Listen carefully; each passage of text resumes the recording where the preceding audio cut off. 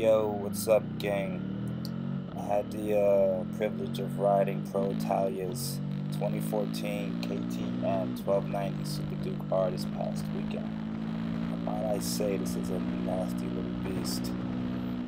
First impressions, when I first sat on it, I had just jumped off a 2014 Suzuki Gixxer 1000, and immediately I felt like the KTM was really tall, and I noticed the front end has a lot of travel in the forks.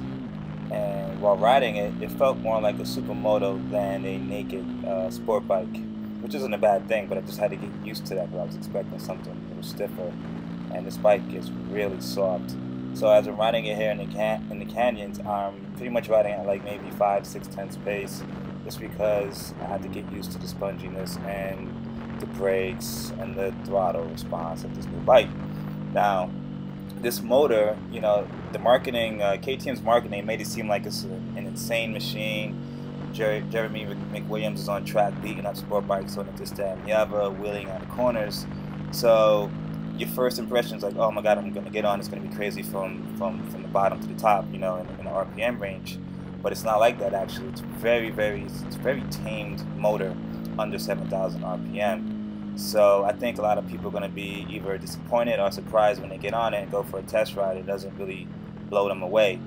If that doesn't happen until you get it above 7,000 RPM, that's where the beast really gets unleashed. You know what I'm saying? So you have to be able to play in that arena above 7,000 RPM to really get that crazy rush where the handlebars are vibrating, the engine is just growling, and it's just insane. And you can literally wheelie in third and fourth gear at power wheelies. It's kind of nuts.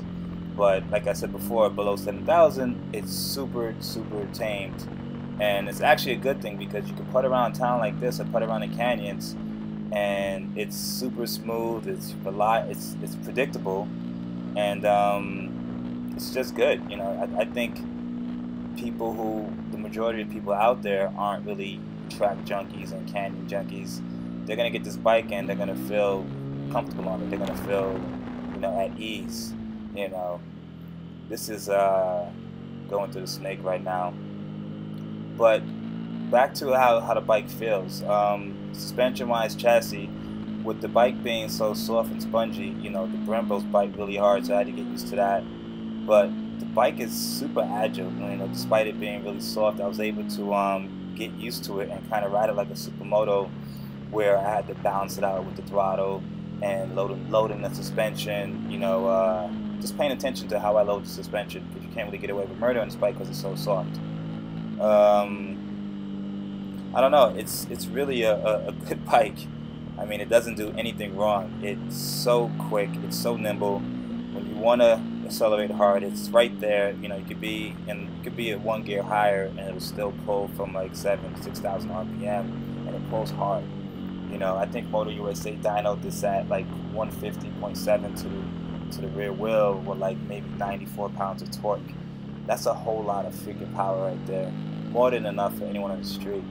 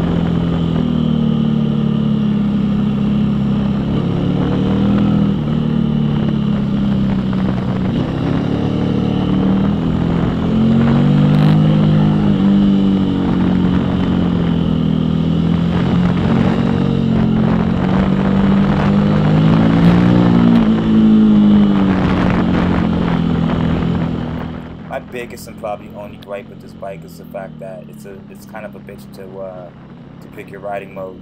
It only takes about maybe 40 seconds to change the riding mode and turn up the traction control, but every time you turn off the bike and start it again, it defaults back to it being on and it goes back to street mode.